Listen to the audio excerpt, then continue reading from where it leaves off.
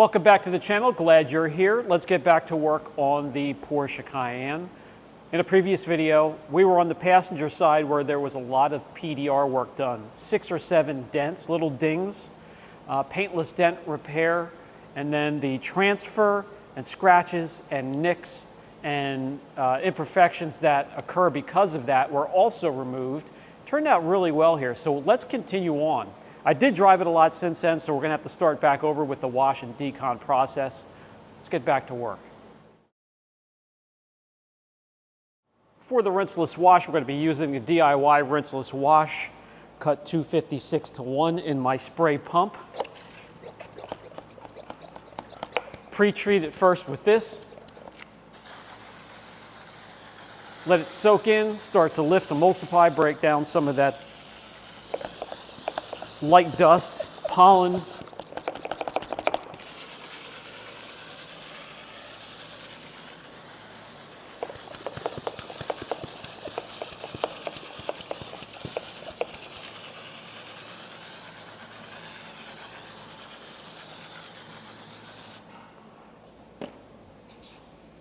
I have the sponge. Bring it out so it's still damp, just dripping here and there. And then from top to bottom,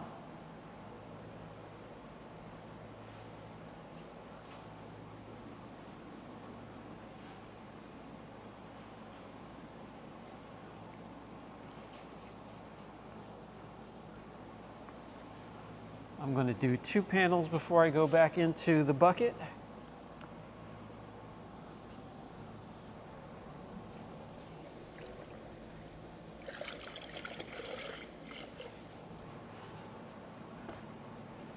No need to rush in here. We have the air conditioner going.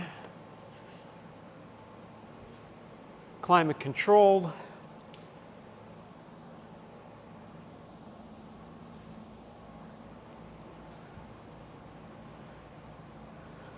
So I could pretty much do the whole side of the Porsche here. I'll grab my drying towels. Everybody seems to have a slight variation of how they do their rinseless wash. No wrong answers, really. Whatever you're comfortable with.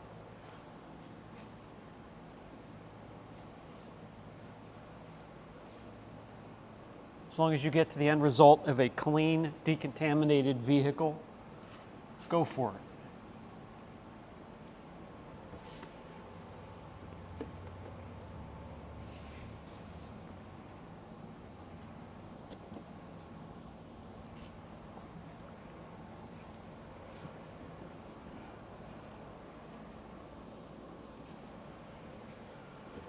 Okay, let's, yeah, it feels a little rough from here down.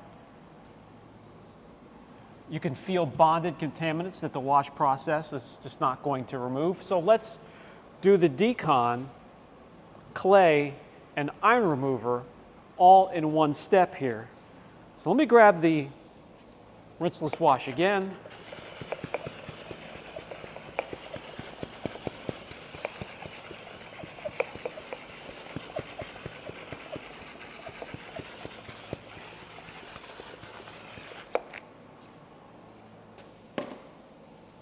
Let me also grab the iron remover from DIY Detail, and also let's get out the clay towel that, when it's not used, is being stored in the little box that it was shipped in. 4 squares, easy to fold into a section. You dip it in the solution. Never twist it, but you can squeeze to get a little bit of moisture out. And then I'm going to go to each panel here. 1 mist into the towel, 1 mist onto the panel. Marry the two, and then get to work with just a little bit of pressure. Spreading out your hand. so we're not getting pressure points onto the towel. You want the pressure to be nice and even. And then go ahead and decon your panel. Squirt, squirt.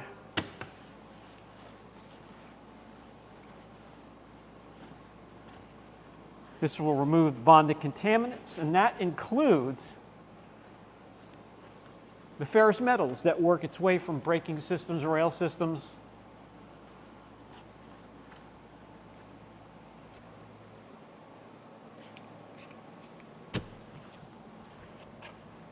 It'll be nice and smooth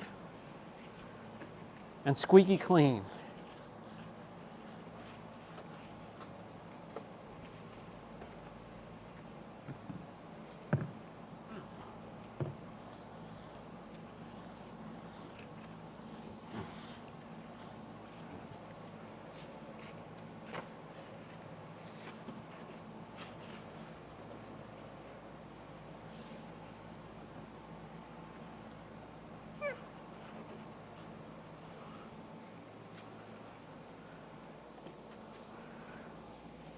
From there, I'm going to go back into the bucket, get my sponge, go over those areas. Boy, it feels nice and smooth.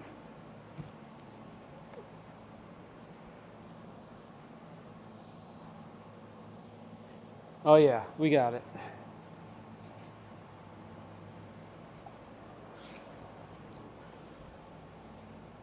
Back in the bucket, and grab the drying towels once again.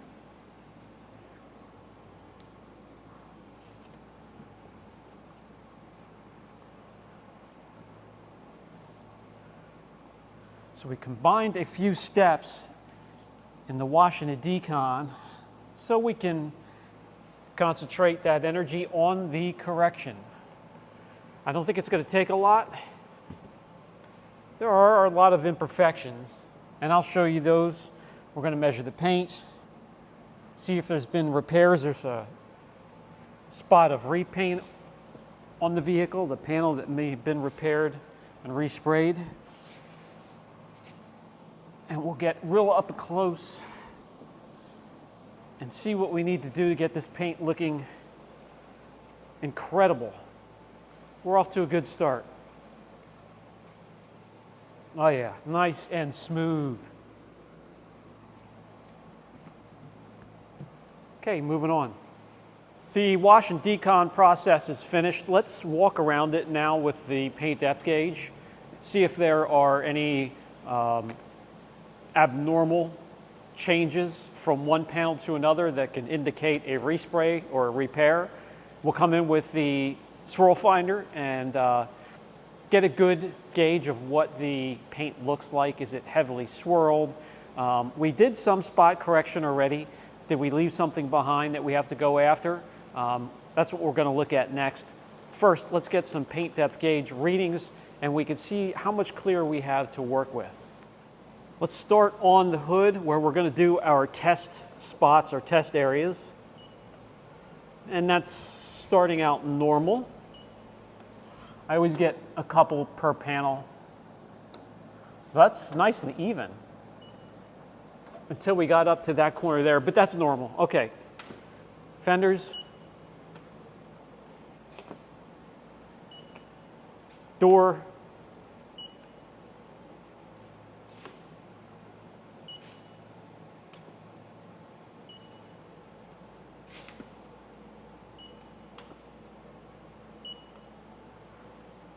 so we're getting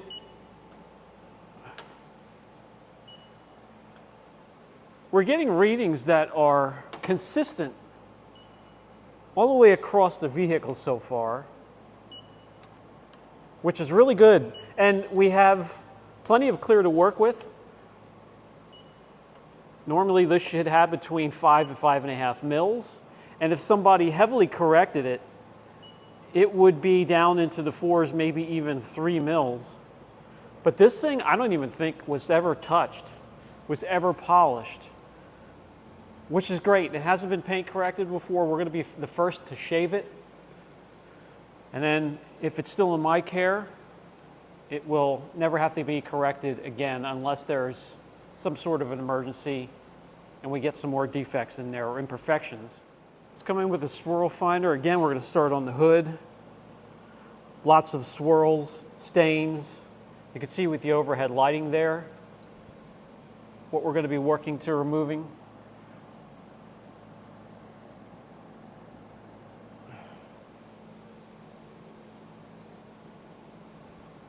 Go to the fenders. Lots and lots of swirls.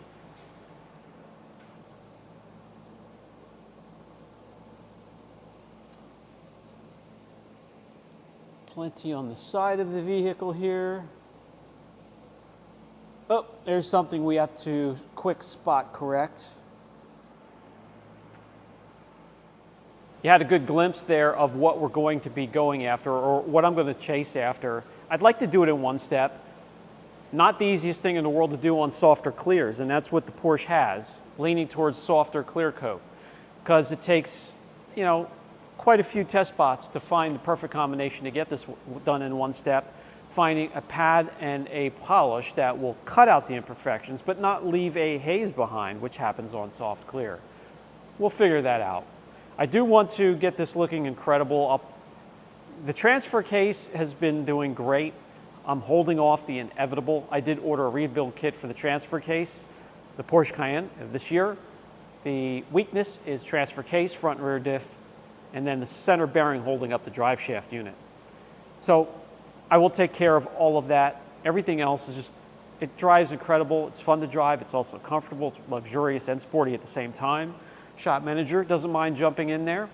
And since I'm now retired, so I could have either kept buying expensive toys that you've seen on the channel, like the Lamborghinis and the Corvettes and the GTs and the Jaguar F-Types, or I could find something like this, have it paid off, retire in my early 50s.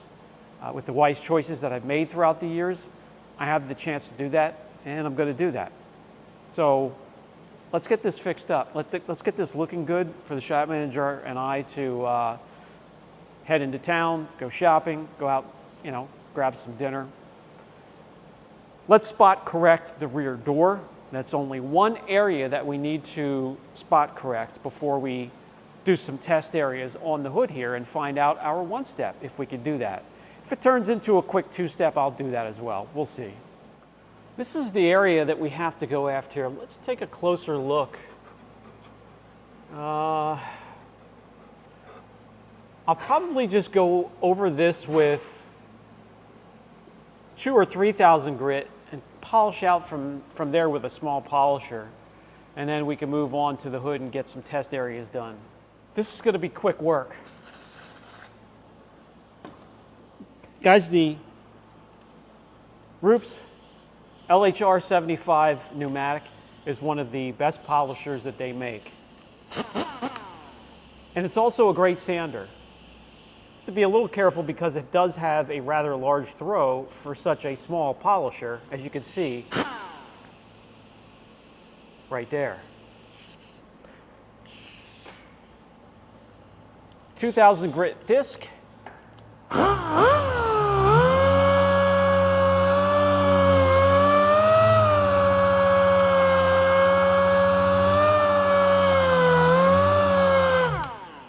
Same polisher, just remove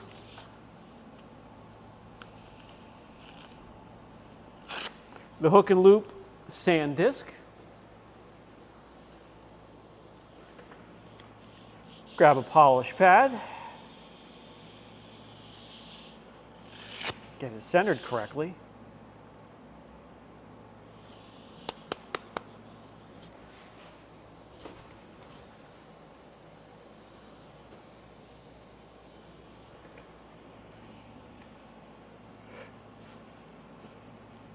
Clean off the area.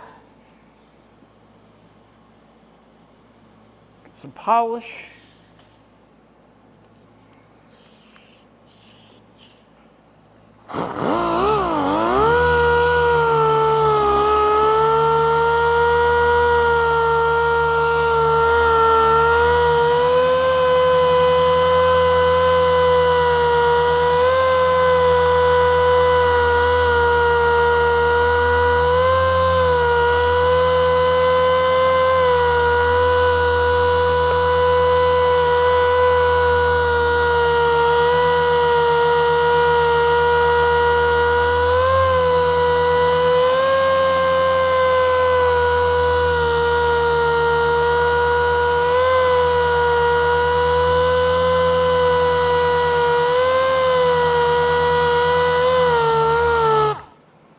That took care of it.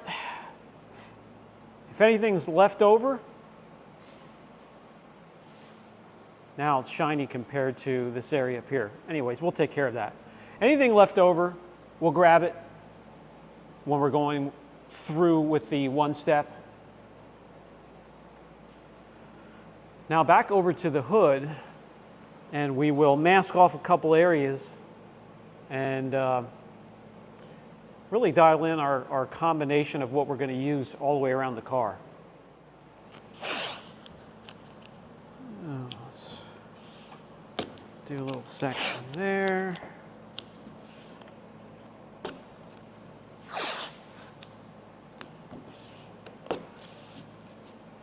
And we'll do a little section here.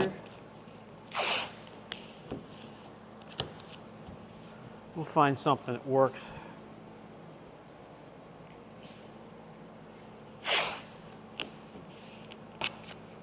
First team we're going to go with, 3D1, 50/50 pad, right down the middle, medium cut, both the pad and the polish. Let's start with that. We'll adjust from there. 3D1 and a 50/50 pad. This combination gets at least 70% of the work done at the shop here. How will it do on this soft clear? By the way, on soft clear, quick tip, it's very absorbent, likes to wick in the polish. These are the black paints where it's hard to wipe off the polish. So something that's heavy in oil like 3D1, it's kind of a perfect combination. The soft will heat up quickly, the soft clear. It will wick in your polish. It will mar. It can be a pain in the butt, but I'll tell you, when it's dialed in, this clear and this color looks incredible. Let's see what we can do.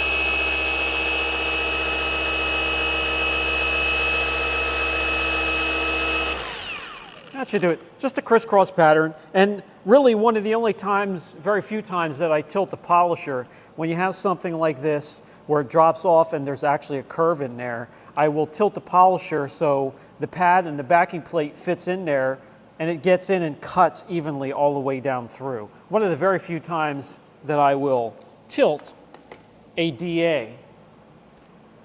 The rotary gets tilted a little bit more. And see how that wipes off so nicely because we have a little bit extra oil. Well, that looks good. Let me peel this off, get the swirl finder, and let you guys see it at different angles. Then we'll do another combination over here. See what we come up with. That looks a hell of a lot better. I want to get the swirl finder to see if this hazed over though.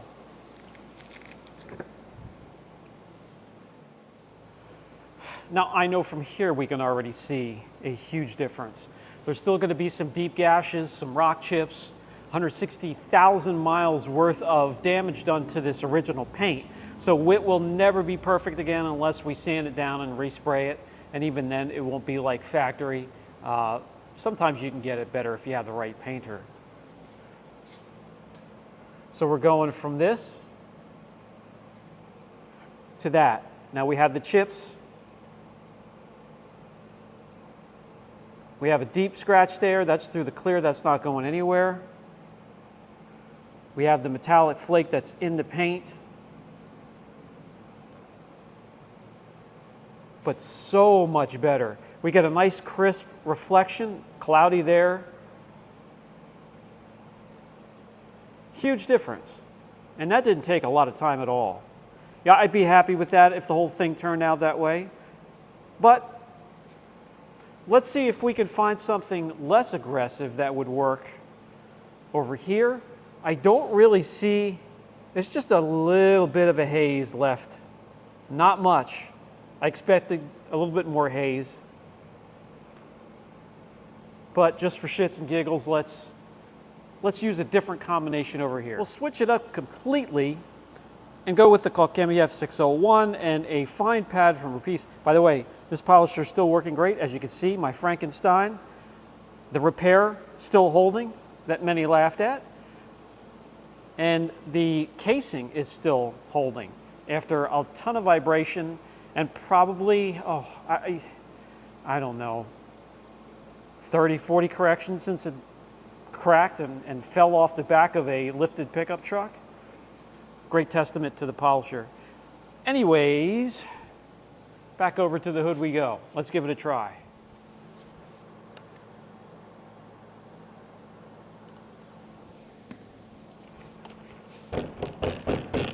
A bit less aggressive.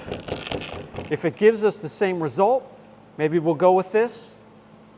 There's plenty of, I could say this, there's plenty of clear where we can hit it with the 50/50 and 3D1 and follow up with this pad or an ultra-fine pad and a drilling agent and really dial in this black before locking in all that goodness with a coating.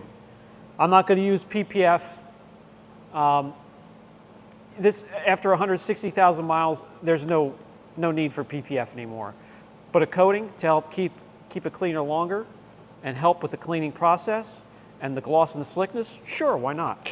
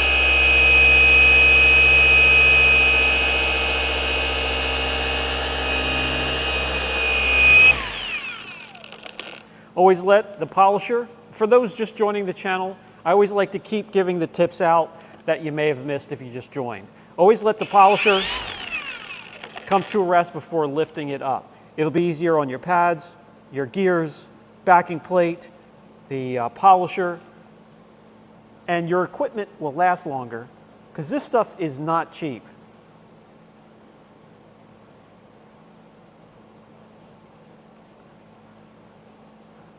All right, let me put this down. Remove the tape and we'll come in for a look.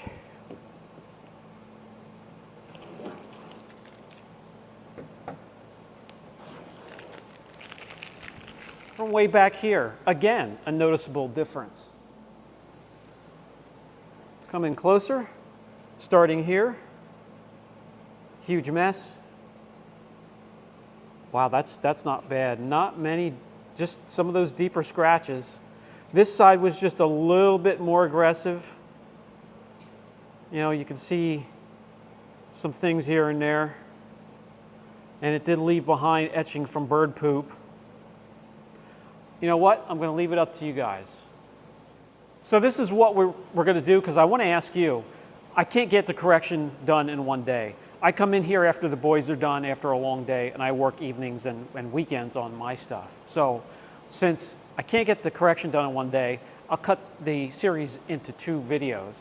And since we're going to correct fully, and then I'll pick out a ceramic. I have a new ceramic coating I want to show you. That's what we're going to do. I'm going to coat this with something you haven't seen before, brand new to the channel, and probably something you haven't seen on other channels as well. So let's break this into 2. And before we come back into the next video, I want to ask you, should we go with 3D1 and do the cutting and just end it there? Should we go the less aggressive route and leave some more stuff behind? Or should we cut with the 3D1 and use what we used in this section and then follow up with a jeweling agent, an ultrafine pad, really dial in the color here and get this thing looking fantastic before we lock down all that goodness with the coating? Let me know down in the comment section. This is Brian from Apex Auction Car Reconditioning. I can't wait. I'll catch you in the next video.